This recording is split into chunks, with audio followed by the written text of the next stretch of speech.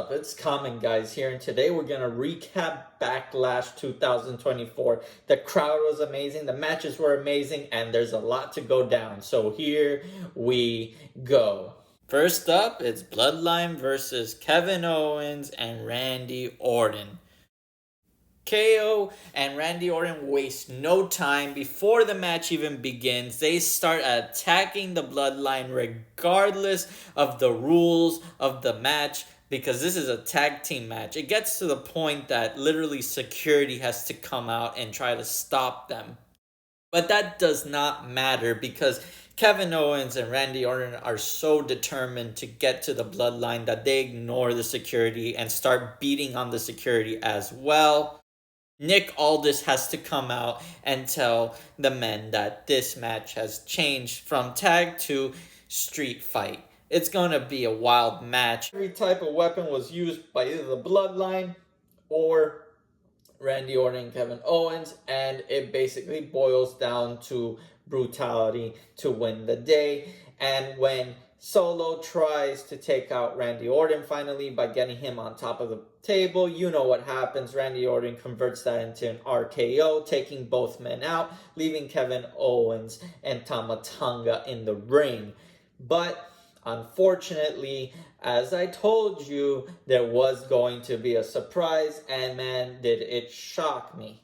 Tonga Loa shows up and stops Kevin Owens from getting the pinfall on Tama Tonga.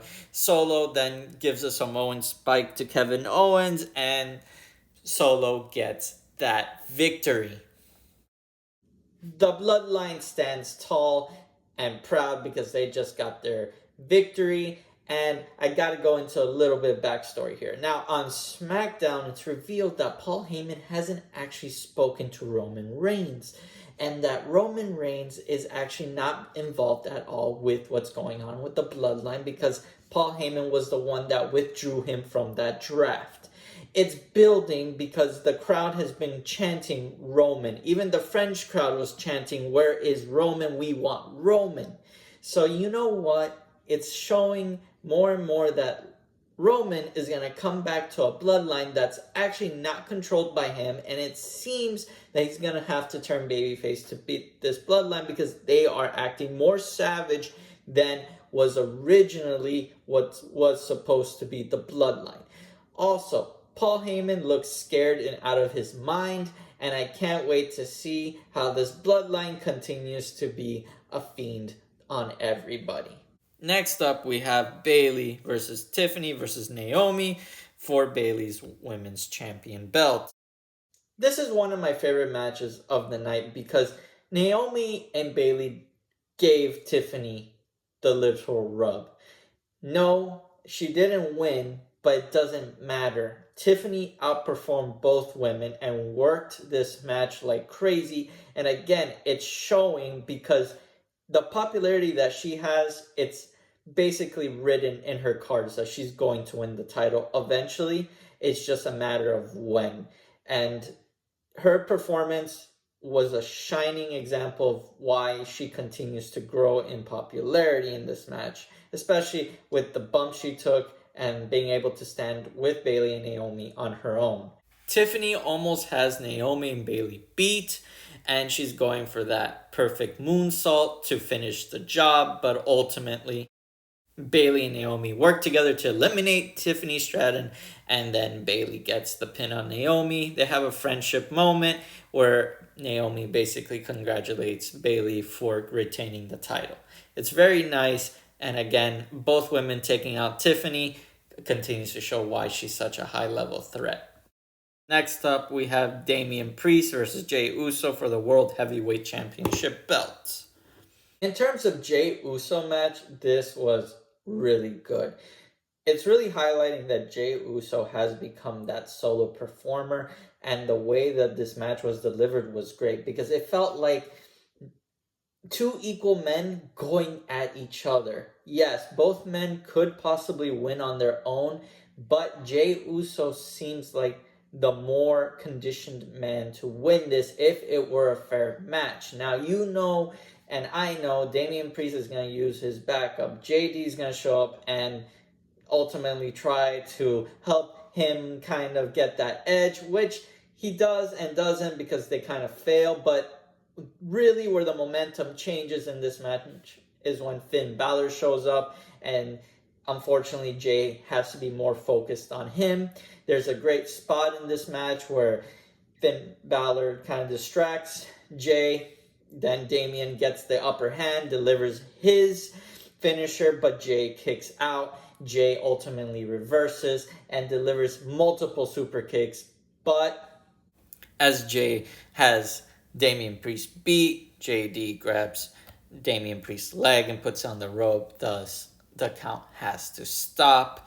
Ultimately, with all this cheating, Jay loses the match. As Damien Priest celebrates his victory, Finn Balor and JD start beating on Jay. He pushes JD off Jay and begins threatening Finn Balor, basically saying, "What are you doing? Jay is no longer to be hurt, and this is not how I want things done." This is going to ultimately come to a heads, and I think this is how the Judgment Day slowly starts to implode. I am all for it. Damien Priest at this point doesn't need the Judgment Day, and me personally speaking, the Judgment Day has run its course, so it's nice to see things starting to break apart for them. Next up, we have the Kabuki Warriors versus Bianca Belair and Jade Cargill for the Women's Tag Team Championship belts. In terms of match, the Kabuki Warriors tried their best, but realistically speaking, Jade Cargill and Bianca Belair are just way too good of a tag team and way too strong for them. I'm just happy it's kind of over. Bianca Belair gets the pin on Asuka, finishing off the whole Kabuki Warriors versus Jade Cargill and Bianca Belair kind of rivalry. Now that the Kabuki Warriors are on Raw, they can focus on trying to build up some wins and not be a squash team to bigger and tougher opponents and kind of get back their edge. As for Jade Cargill and Bianca Belair, I don't expect their tag team to last that long. I do expect them to eventually get into a rivalry with each other, but for as long as they are, they're going to go on a run on SmackDown. And for the final match, we have AJ Styles versus Cody Rhodes. Now, this match is the most brutal match of the night. This match did not stop for a second. And I do like Cody Rhodes' callback to Stardust, because that's exactly what he does to AJ Styles, like that. And it's amazing. And I appreciate those little small moments as well. Now, what kind of set this match up is that AJ Styles slowly becoming heel, but then he turned a little babyface on last week's SmackDown, but on this week's SmackDown, he slapped Cody Rhodes to get some heat on him, and Cody Rhodes seems to have not forgotten that slap because he delivered some brutal moves on AJ Styles, but AJ Styles kept fighting, and up until the end, Cody Rhodes gets on the top rope, delivers a Cody Cutter, then a Crossroads, and that is it for AJ Styles. Of course, Cody was going to retain. He needs to look strong, but I don't think in the loss, AJ Styles lost any momentum. I can't wait to see AJ Styles kind of move away from Cody Rhodes. Please like, subscribe, and comment. Let me know what your favorite Backlash match was.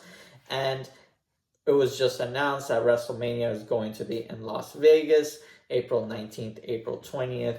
I'm super excited. As we go into the WrestleMania season, it's going to be fun seeing it in Las Vegas this year. And see you on the next one.